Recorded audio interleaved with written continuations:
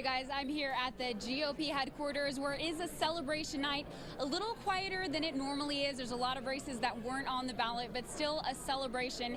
And I'm here with Jonathan Parker, the executive director of the Idaho GOP.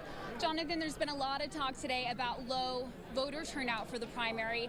Do you think any of that has to do with this new closed primary system? You know, that's a very good question, and I'm sure some of it has to do with that, but I think more importantly, the low voter turnout is related to actual not having a presidential election on the primary election ballot, not having any of our state officers or a U.S. Senate race, for example, up on the ballot, as well as not really many heated congressional races. So I think that has more to do with the lack of attention and voter turnout we're seeing as opposed to the actual close primary.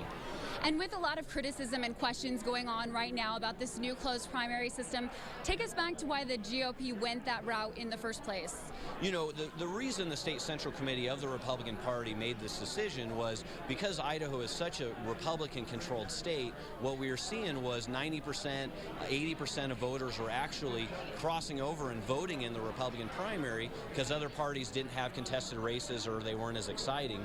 And because of that, we saw results coming out of our primaries that, quite frankly, weren't something we were excited about. So moving forward, we feel we're pretty excited about the opportunity to have a closed primary, that our constitutional right has been upheld to do so. But you know, after this primary, we'll evaluate you know, how it turned out, and we'll look back on what we think went well, what we think went you know, poorly, and we'll make a decision moving forward. All right, Jonathan, thank you. So we're at the GOP headquarters, and we'll keep you updated on all the acceptance speeches and everything we expect to hear coming up later in the show. All right, Tina, thanks very much.